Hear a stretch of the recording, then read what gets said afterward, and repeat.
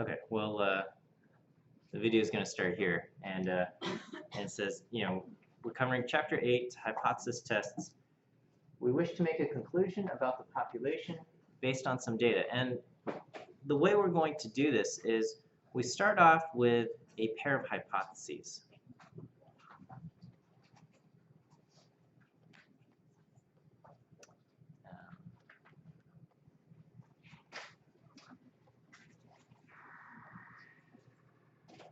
We begin with a pair of hypotheses. These hypotheses we label the null hypothesis and the alternative hypothesis. Okay.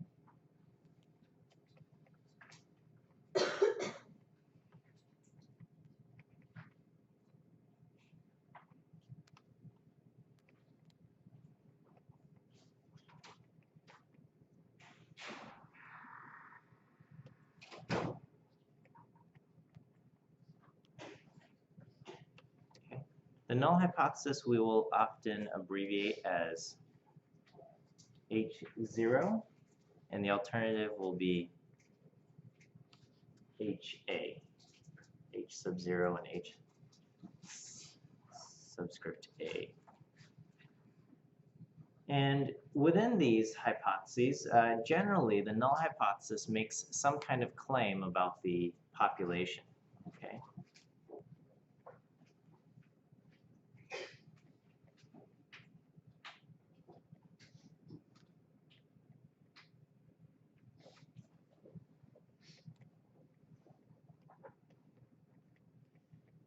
Makes a claim or statement about the population.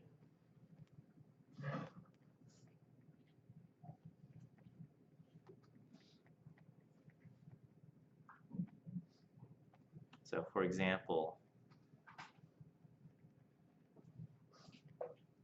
the null hypothesis might be something along the lines that in the population,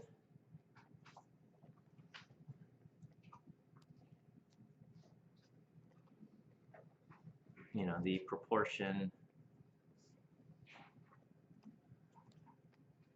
proportion of whatever, so maybe red candies, is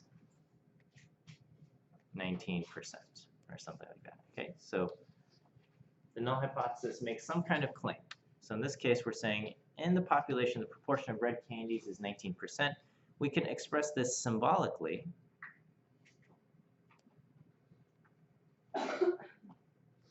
as the null hypothesis states that P is equal to 0.19, 19%.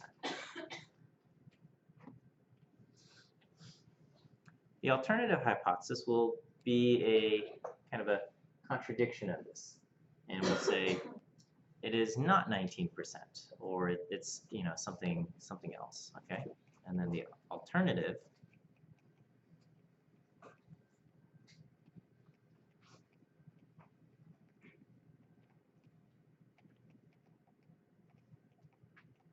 will counter the claim of the null.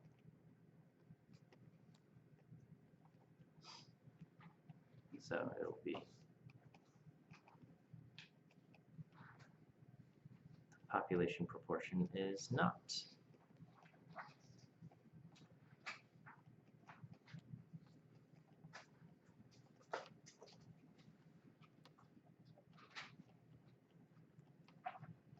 Or symbolically, we will say is not equal to 0.19.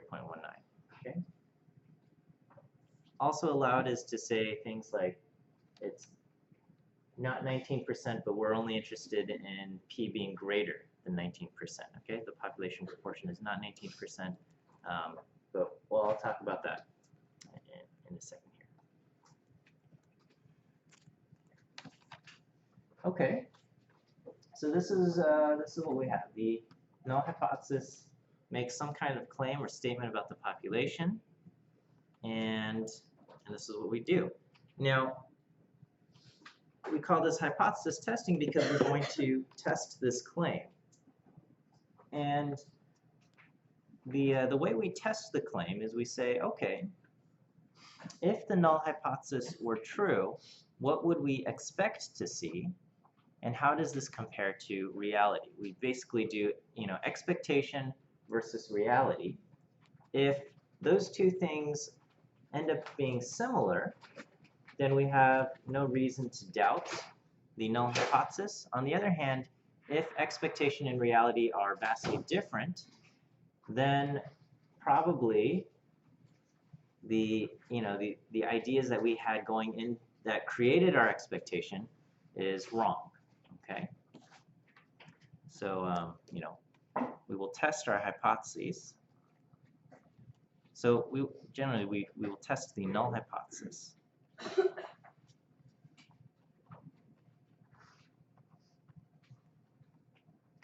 We'll test the null hypothesis, and we create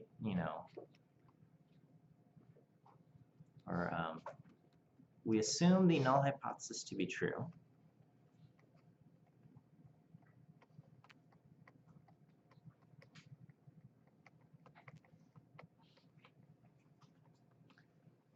And if the null hypothesis is true, we create an expectation, okay? We say, if the null hypothesis is true, what do we expect?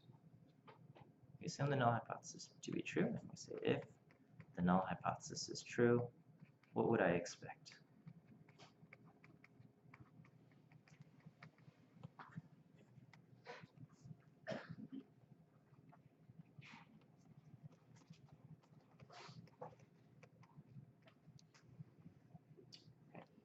And then we compare our expectation versus the reality, which we find in our data. Okay.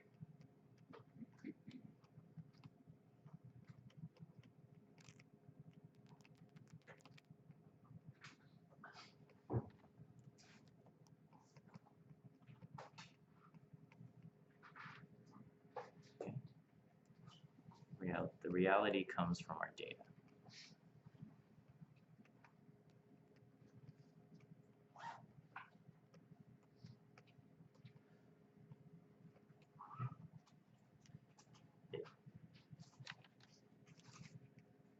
If expectation and reality align,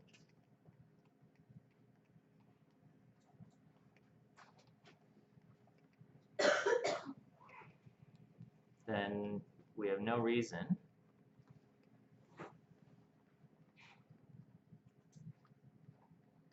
to doubt the null hypothesis, which was used to create our expectation.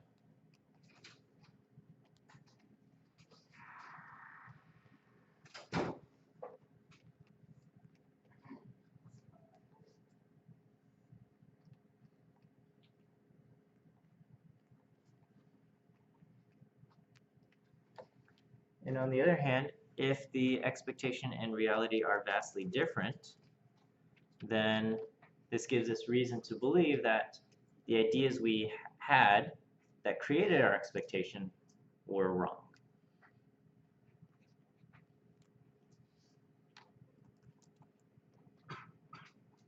And that applies to all of life, right? The expectation is very different from the reality.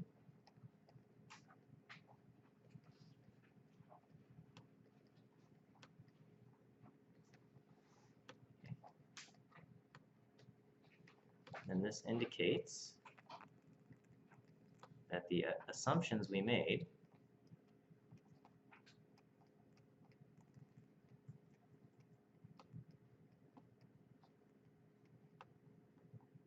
which would be, the null hypothesis,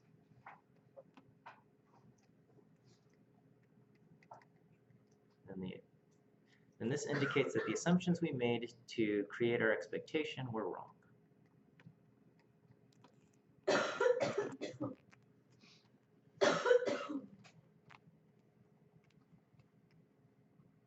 Okay, because the reality contradicts what we expected.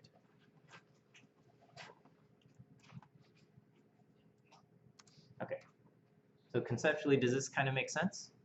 You start off with some assumptions and you say, okay, if my assumptions are true, what would I expect to see in life, okay, in our data?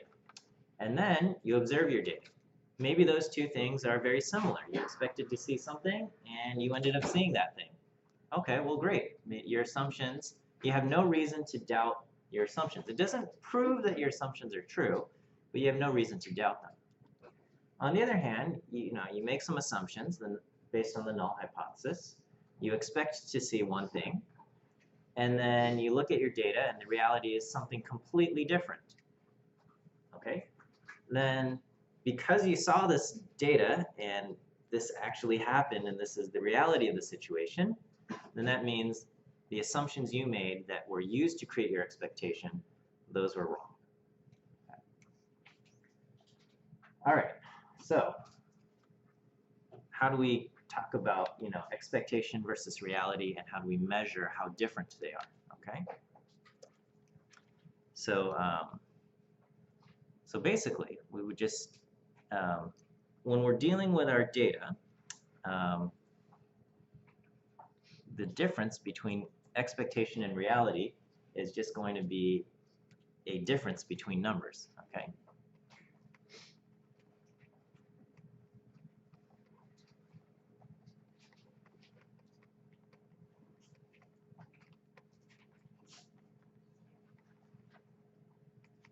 Okay, so what this will come down to is this will be kind of the expectation will be basically our value in the null hypothesis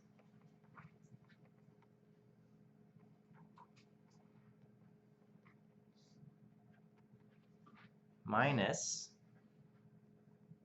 and the reality will be our sample statistic. Okay, we're comparing our expectation. Oh, I'm sorry, I have this backwards. It should be the sample statistic minus the value in the null hypothesis. I apologize. Difference between expectation and reality. So I gotta.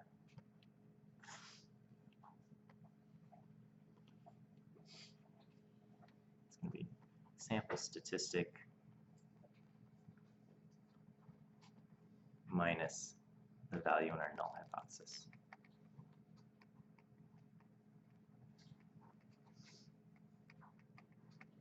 Okay, so for example, we can say the null hypothesis is that the proportion of red candies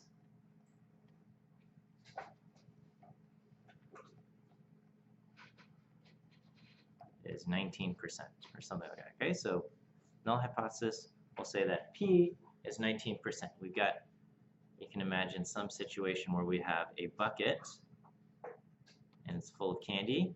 Let's say M&Ms again, and then we say the claim is 19% of the candies in this bucket are red.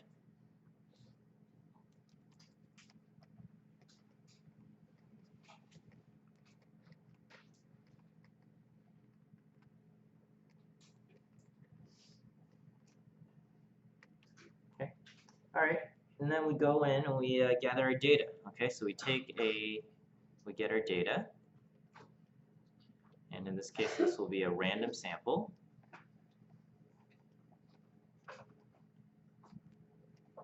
Random sample, and so let's say I take a scoop of 100 M&Ms. Okay, scoop of 100 random M&Ms. Okay, all right.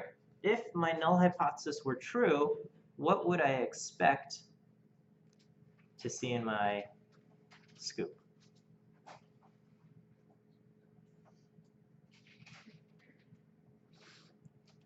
If the bucket is indeed 19% red, and I take a scoop of 100 M&Ms, how many M&Ms would I expect to be red? 19 out of 100, right? We would expect, if the null hypothesis were true, we would expect my proportion to be 19%.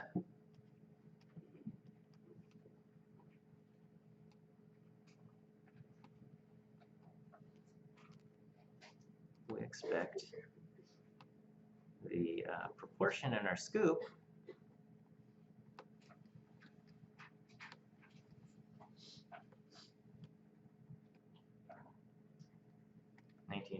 Okay. And so let's say the reality, okay, so scenario 1,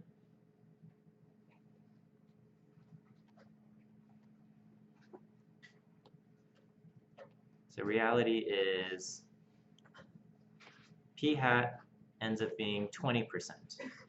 You get 20 pieces of red candy. Does that seem to contradict your null hypothesis, or does that seem to be in alignment?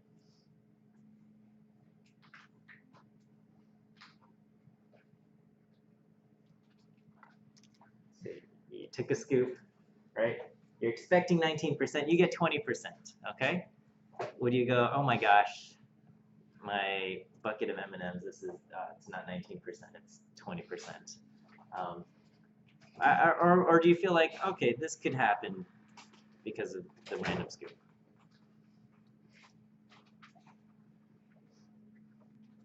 What's that? It could happen, right? Because for you to get 19% and you're taking 100 M&Ms, you need to get 19 out of 100. And in this case, we got one more red M&M than what we expected. This does not seem to be a huge problem, right? You got one extra red M&M in your thing. You need to say, okay. And so in this case, the reality does not seem to be vastly different from what we expected. Okay. So in this scenario, the reality is not very different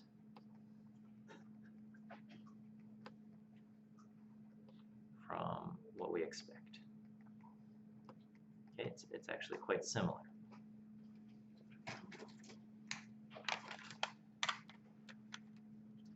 Okay, what about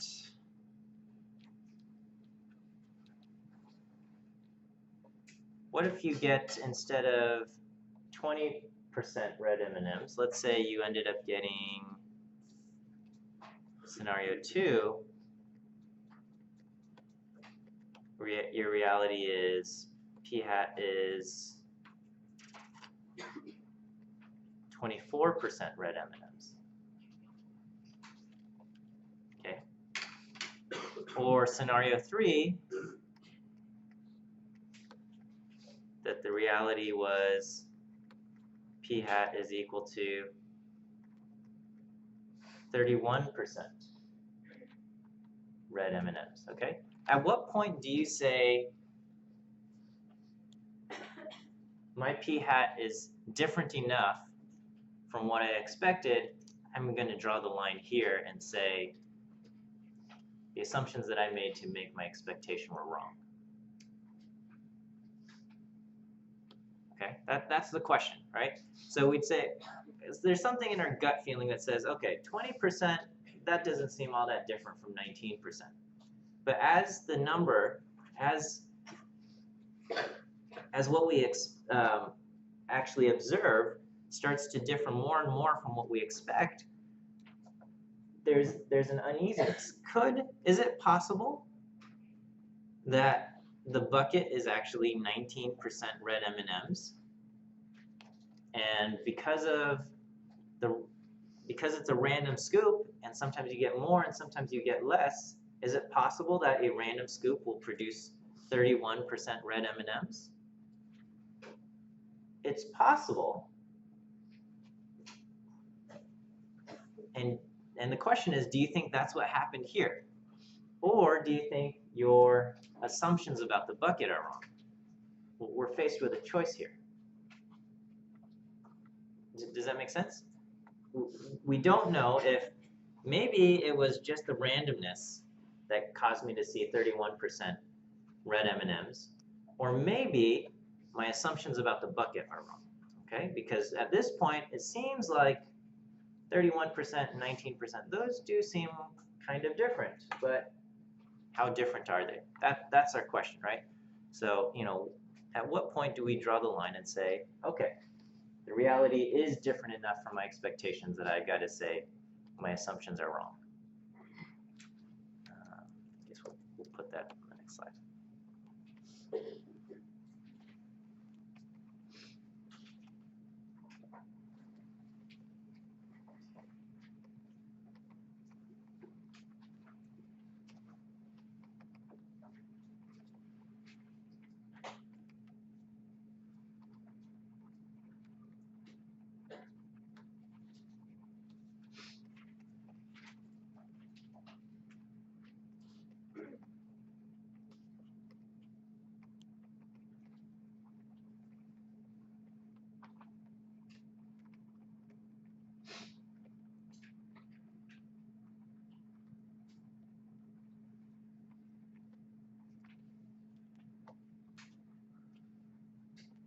Okay, so, we expect 19% of our sample to be red. Okay, what we observe, 31% red. Okay, and this is what the case here is, that technically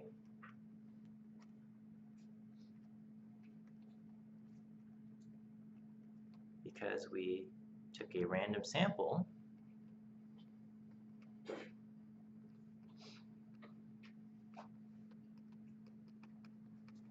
it is possible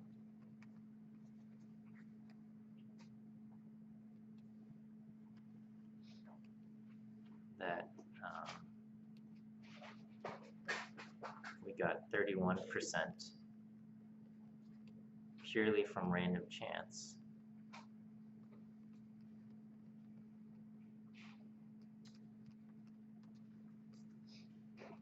And the population truly is 19% red.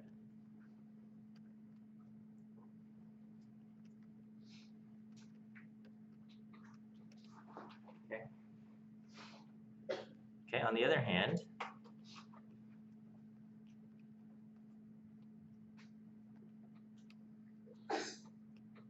our assumption about the population being 19% could be wrong.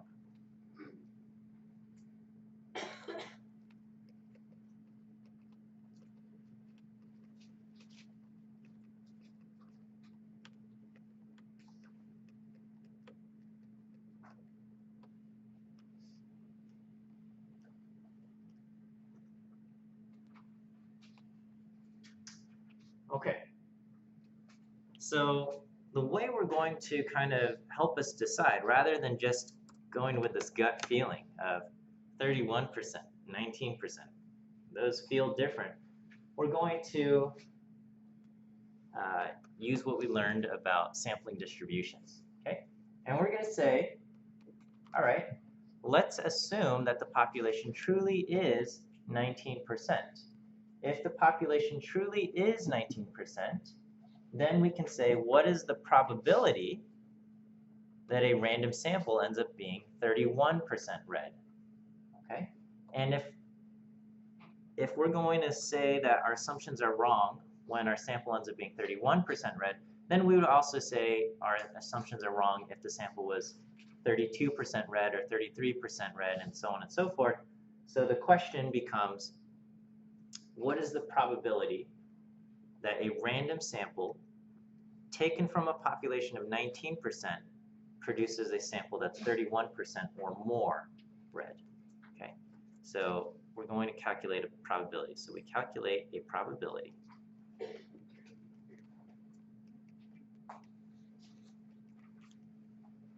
Okay, and that this is, so this we'll make a clicker question out of this. What is the probability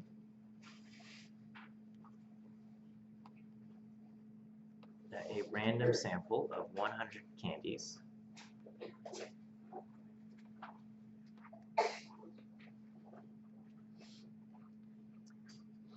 ends up 31% red or more?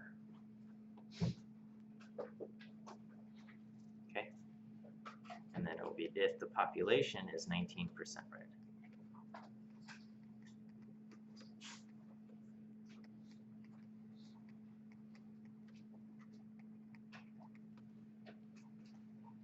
So this will be your question here.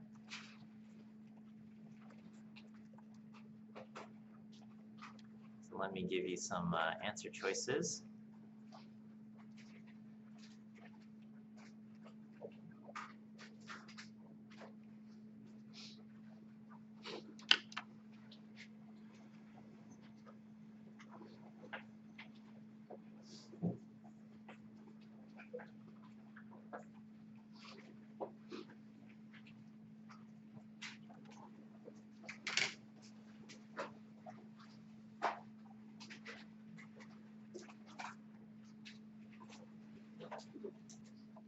Okay, so here are your answer choices available. Oh, I'm sorry, let me get the clicker software running. And then you guys can answer. Okay, let's take a look. Okay, and that is correct. All right, so, you know,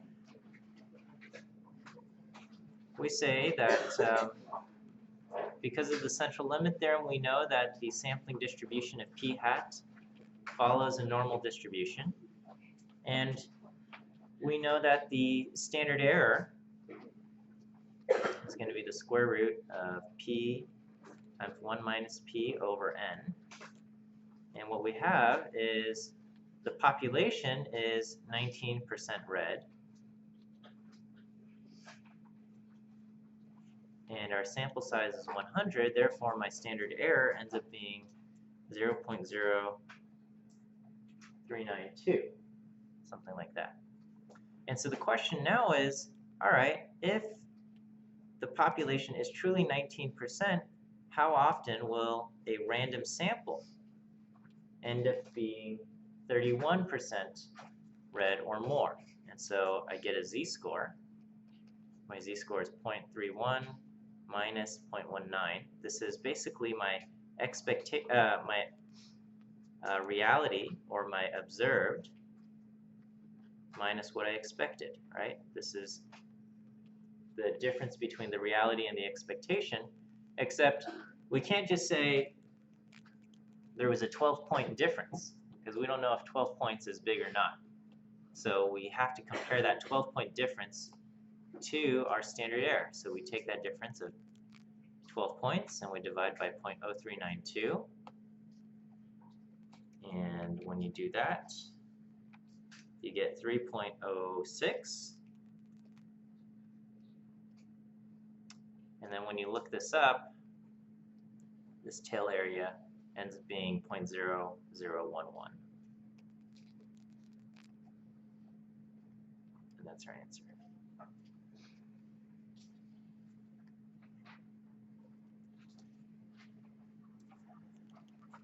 Okay, and so what we have is we have a probability, and we say, yes, technically, even when the population is 19%, yes, technically a random sample could, because of randomness, produce a sample that's 31% red. Even if the population is only 19% red, it is possible that a random sample will be 31% red. But how often does this happen? It happens about once in 1,000, right? 0.001, about 1/10 of 1%. It happens about 1 in 1,000 samples. Okay, and so now we have a choice. We can say, well, I think my sample is one of that 1 in 1,000. I'm not, I see no conflict between the reality of what I saw and what I was expecting. Okay, I would say that's probably not a realistic idea, but that is an option. We could say, it is technically possible that your sample was that 1 in 1,000. On the other hand, what seems to be the more likely scenario? That our assumptions about the assumptions that we used to make our expectation were probably wrong. Okay, that seems to be the more likely scenario, and in that case, then we would probably have to revise our assumptions and say, you know what? The proportion that's red is not 19%, but rather something higher, and that's why I got 31% red. Okay, so let me just write this down. So this probability that we calculated, this is called a p-value. Okay, so 0.0011 is the probability of observing our data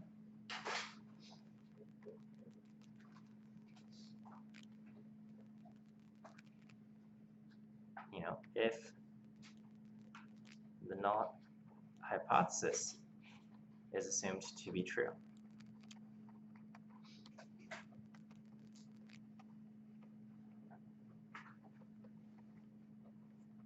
Okay, so basically, this is kind of the definition of the p-value. We'll formally define the p-value on Wednesday.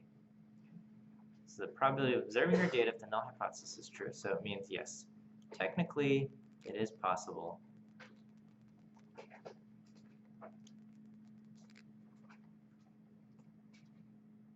for a random sample to end up 31% red, while the population is only 19% red.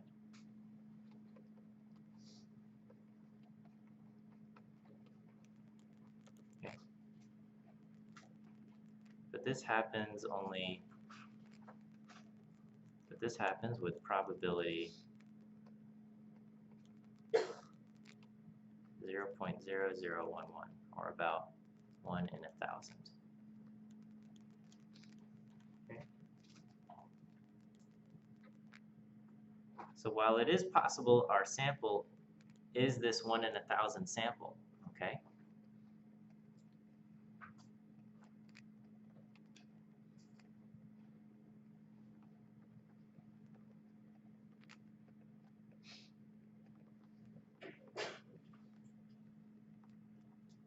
And 1,000 kind of quote miracle.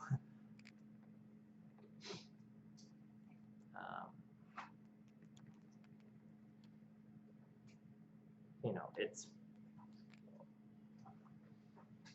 you know, we are probably inclined, to believe that the assumptions that we made are wrong.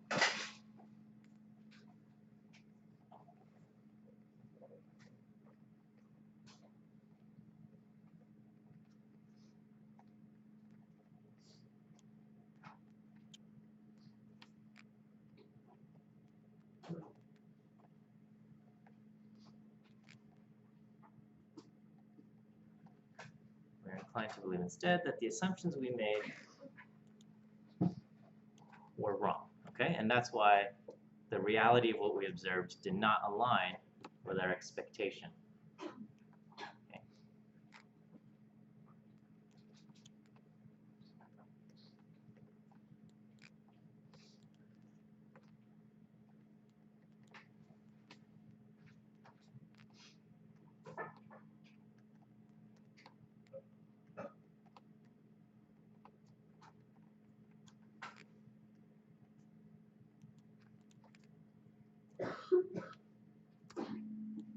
So this is the logic and the thinking that we will use for hypothesis testing. We're going to extensively work through a bunch of these things, and it's all about setting up kind of a set of hypotheses that establish your expectation, taking your data and comparing the reality of your data to what you expected to see.